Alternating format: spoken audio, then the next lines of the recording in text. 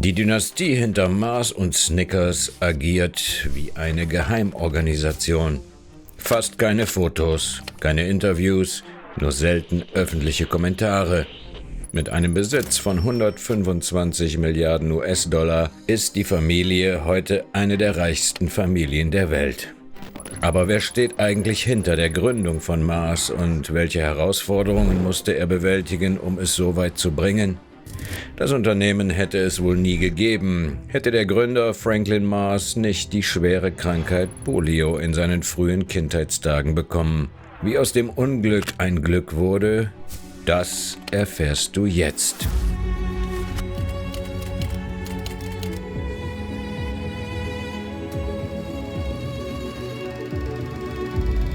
Es war ein milder Tag, der 24. September 1882, als Elva Mars, geborene Holton, in den Wehen lag. Sie wohnte mit ihrem Mann Luther, einem Getreidemühlenbetreiber, in einem kleinen Häuschen in Minnesota.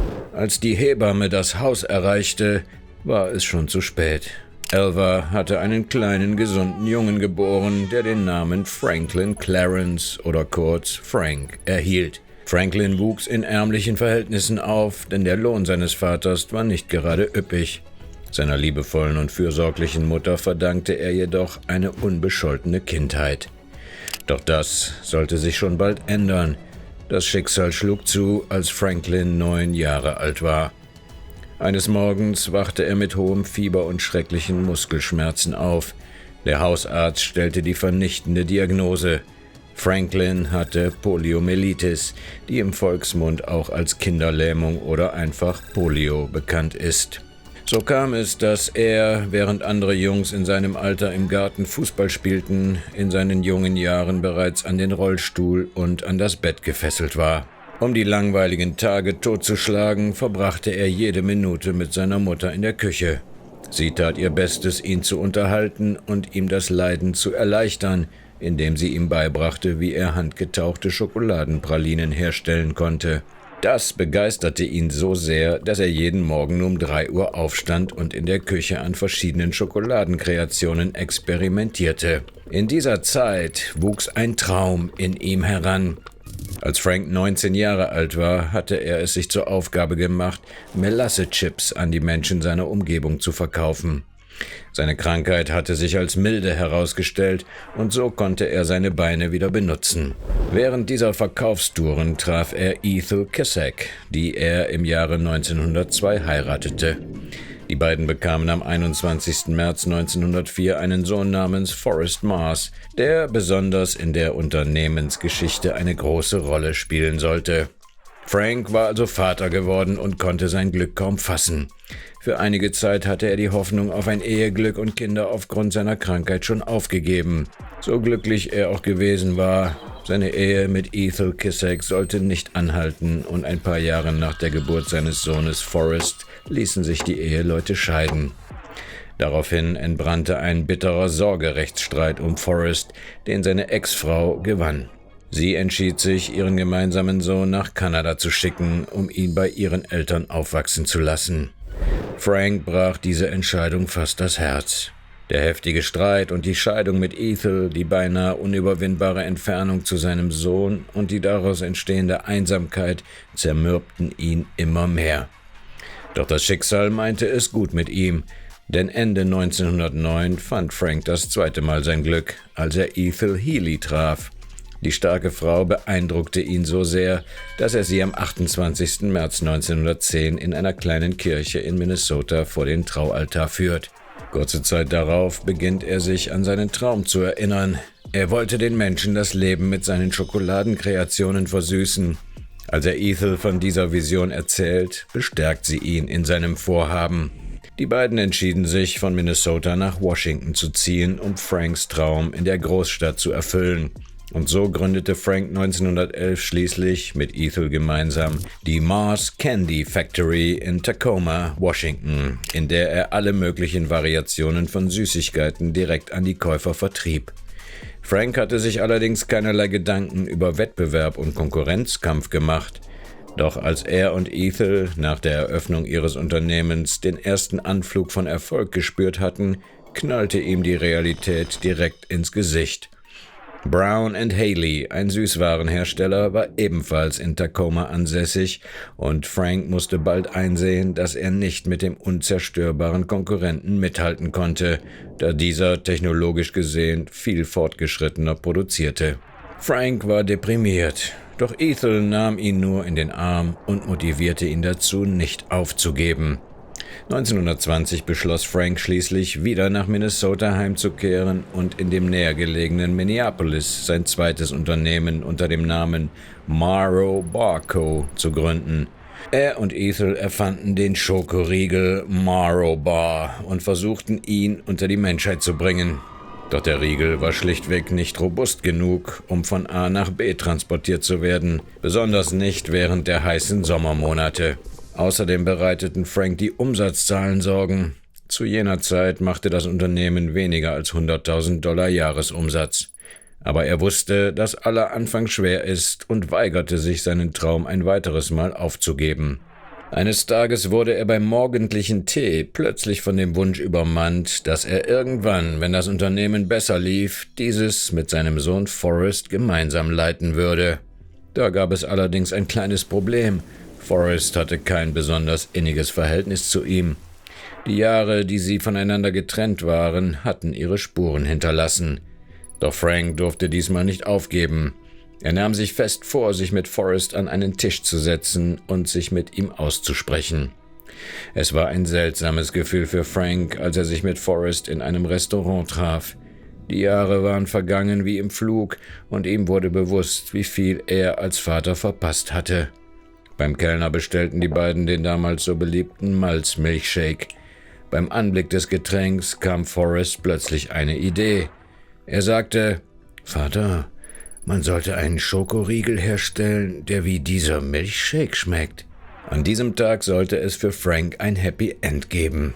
Forrest nahm das Angebot der Zusammenarbeit an und hatte ihm gleichzeitig eine neue Inspiration gegeben. Die Worte über den Milchshake gingen Frank nicht mehr aus dem Kopf, und so begann er noch am selben Abend so lange an dieser Idee zu formen, bis er es endlich geschafft hatte. 1923 war der Milky Way-Riegel geboren. Dieser Riegel verkaufte sich wie die warmen Semmeln, und Franks Morrow Bar Co. wuchs so schnell, dass er vor weiteren Herausforderungen stand. Er benötigte Personal, aber es sollte nicht irgendein Personal sein. Für Frank standen Respekt und gute Manieren an oberster Stelle, noch vor guten Zeugnisnoten. Bei einem dieser Vorstellungsgespräche erschien ein Mann, der behauptete, nicht viel von der Süßigkeitenherstellung zu verstehen, aber sich die nötigen Kenntnisse gerne selbst erarbeiten würde, sollte Frank ihm die Chance dazu geben. Frank musterte ihn von oben bis unten, ohne ein Wort zu sagen. Ihm war aufgefallen, dass der Mann seinen Hut abgenommen hatte, als er sein Büro betrat. Nach einer langen Pause reichte er ihm die Hand und erklärte ihn als offiziell eingestellt. Es war kein leichtes Unterfangen für Frank, die richtigen Angestellten aus all den Bewerbern herauszufiltern, doch er machte seine Sache gut. Er manifestierte zu der Zeit die 5 Säulen der Unternehmensstrategie: Qualität, Verantwortung, Gegenseitigkeit, Effizienz und Freiheit. Für ihn gab es nur dieses Gesetz, und wer das nicht respektierte, war nicht in der Lage, sich bei ihm zu behaupten. Außerdem verpflichtete er jeden einzelnen Mitarbeiter zur absoluten Verschwiegenheit. So war es den Angestellten außerhalb des Mars-Unternehmens nicht gestattet, über die Arbeit zu sprechen.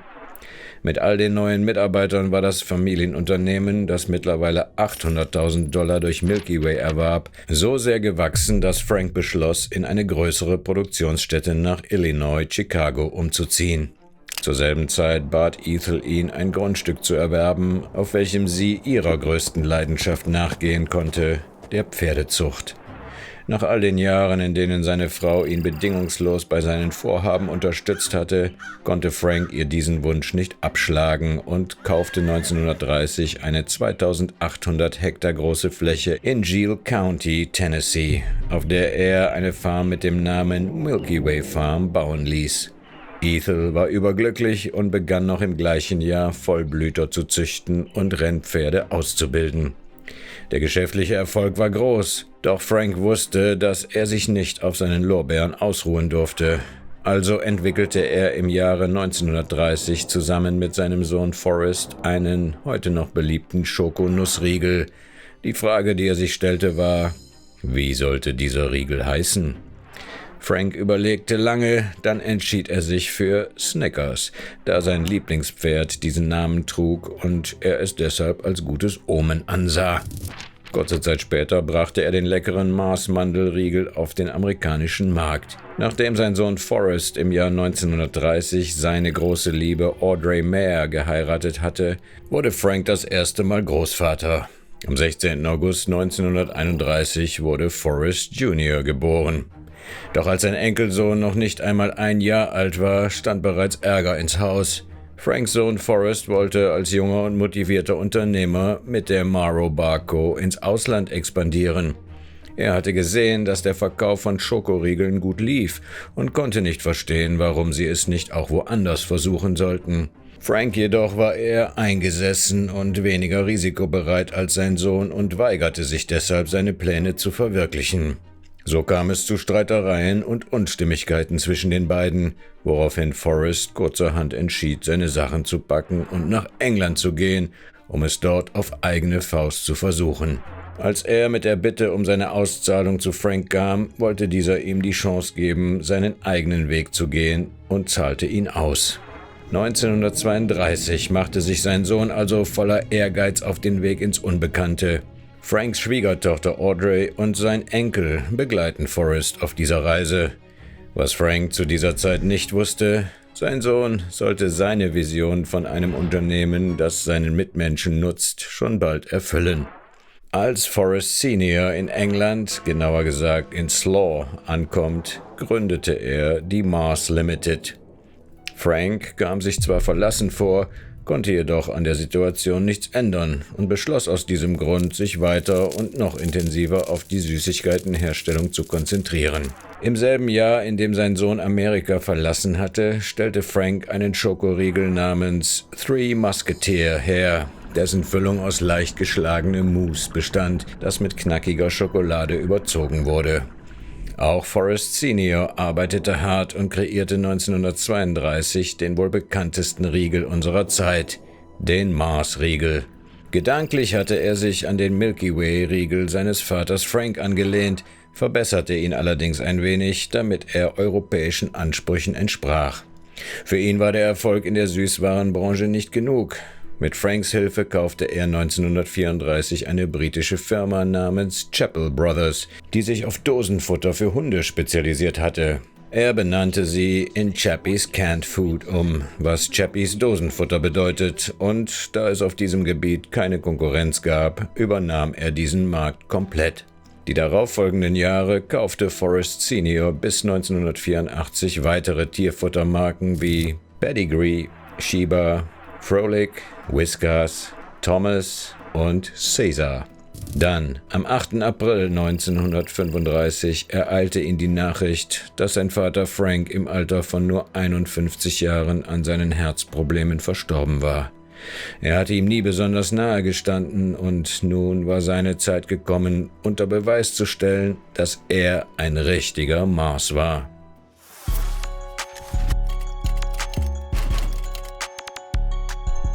Nur kurz nach Franks Tod setzte Forrest Senior zum nächsten Schlag an und führte die beiden Unternehmen aus England und den USA zusammen. Für Trauer war keine Zeit. Von seinem Vater hatte er gelernt, dass der Betrieb noch vor der Familie zu kommen hat, und diese Philosophie prägte ihn immens. Am 15. Oktober 1935 gebar seine Frau Audrey einen weiteren Sohn mit dem Namen John Franklin Mars.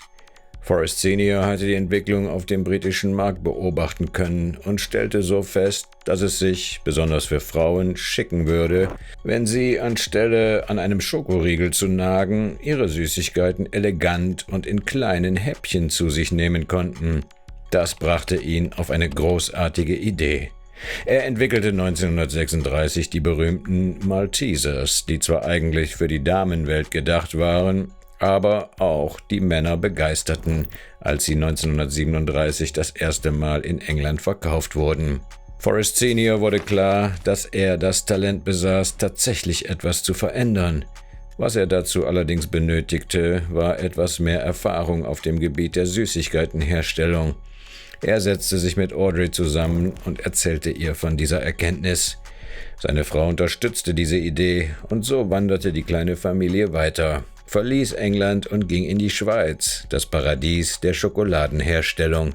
Dort begann Forrest Senior für kurze Zeit für Nestlé und Toblerone zu arbeiten. Was er hier lernte, sollte ihn zu einem Meister machen. Als seine Tochter Jacqueline am 10. Oktober 1939 auf die Welt kam, war er bereit, wieder nach Amerika zurückzukehren. Da die USA in den 1930er Jahren unter extremen Hitzewellen litt, stand Forrest Senior mit den Schokoladenriegeln vor einem Problem. Seine Schokolade schmolz wie nichts und mit ihr auch sein Umsatz.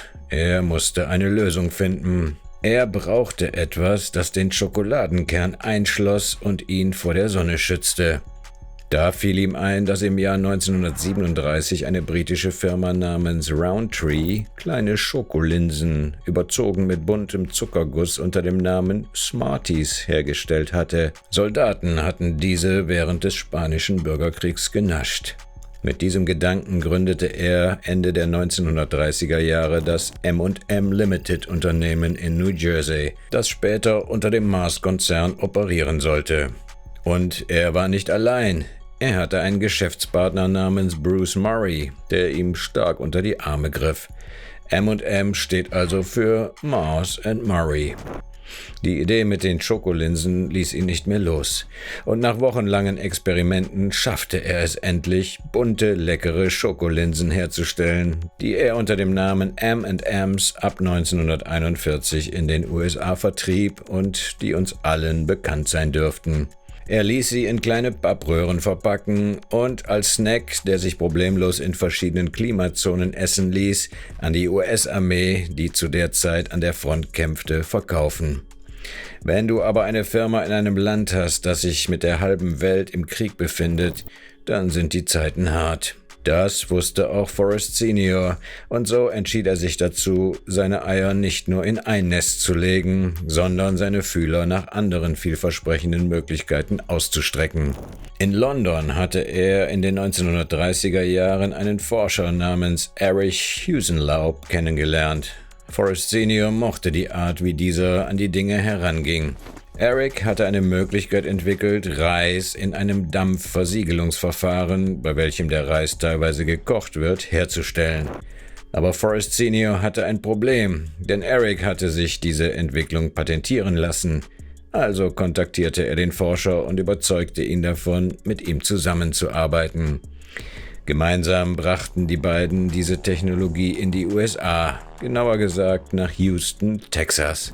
Sie gründeten die Uncle Ben's Converted mit dem Versprechen, Reis weiß und locker ohne Dämpfen kochen zu können. Nach dem Ende des Zweiten Weltkriegs war der Uncle Ben's Reis in den USA schon die Nummer 1 unter den Marken geworden. Während er also seinen Fuß in die Lebensmittelproduktion gesetzt hatte, wuchs allerdings die Gefahr, dass seine Konkurrenz in der Süßwarenherstellung die beliebten M&M's kopierte. Er traute dem Frieden nicht, denn er wusste, dass es mittlerweile kein Hexenwerk mehr war, Schokoladenlinsen mit Zuckerguss zu überziehen. Aus diesem Grund entschied er sich 1954, auf jedes einzelne M&M ein kleines M drucken zu lassen, damit die Kundschaft das Original von der Nachahmung unterscheiden konnte. Immer wieder war Forrest Senior auf der Jagd nach neuen Ideen oder Erfindungen, um seine Süßwaren unkomplizierter und günstiger unters Volk zu bringen. Warum also nicht die Snacks in Verkaufsautomaten an hochbesuchten Plätzen aufstellen lassen? 1969 verwirklichte er diese Idee, indem er die ersten technologischen Snackautomaten entwickeln und an verschiedenen Orten wie in Kinos und Bahnhöfen aufstellen ließ. Als Forrest Senior dann 1973 die Entscheidung traf, zurückzutreten, übergab er das Familienunternehmen in die Hände der dritten Generation. Seine 3 Kinder, Forrest Jr., John Franklin und Jacqueline, sollten nun ihr Können unter Beweis stellen. Er selbst zog mit seiner Frau Audrey nach Miami, um dort seinen Ruhestand zu genießen. Doch 1980 begann er sich zu Tode zu langweilen. Sein ganzes Leben hatte er eine Aufgabe gehabt. Jetzt kam er sich nutzlos, alt und schwach vor. Er dachte an seine geliebte Mutter Ethel zurück, wie sie in den Anfängen, noch bevor er geboren worden war, zusammen mit seinem Vater Frank Süßigkeiten herstellte und daraus all das hier erschaffen hatte. Er beschloss, noch ein letztes Mal etwas auf die Beine zu stellen und gründete die Ethel M. Chocolates in Henderson, Nevada, die unter dem Namen seiner Mutter Gourmet-Schokolade herstellt, und zwar bis zum heutigen Tag. Am 15. Juni 1989 ging seine geliebte Frau Audrey Dunn im Alter von 79 Jahren von ihm. Er war wieder allein. Er versuchte, die Ruhe zu genießen, seine Spaziergänge durch die Landschaft, seinen morgendlichen Kaffee auf der Terrasse und sein abendliches Fernsehprogramm bei einer Tüte M&M's. Während seine Kinder das Familienunternehmen noch größer wachsen ließen, indem sie seinen Traum weiterlebten, erlitt Forrest Senior am Donnerstag, den 1. Juli 1999, einen Herzinfarkt und verstarb in seinem Haus. Er wurde 95 Jahre alt, hatte ein Imperium erschaffen, besaß ein reines Vermögen von ca. 4 Milliarden US-Dollar und seine Legende lebt weiter. Heute hat das Unternehmen seinen Hauptsitz in McLean, Virginia und beschäftigt insgesamt 140.000 Angestellte. Unter dem CEO Paul Weihrauch macht es einen Jahresumsatz von rund 47 Milliarden US-Dollar, während es in über 80 Ländern der Welt Mars-Produkte herstellt. Wenn du jetzt nach dieser inspirierenden Geschichte etwas zur Auflockerung brauchst, dann schau dir an, wie ein bekannter Geschäftsmann auf mysteriöse Weise verschwand, nachdem er das Tengelmann-Unternehmen zu einem Wahnsinnskonzern gemacht hatte.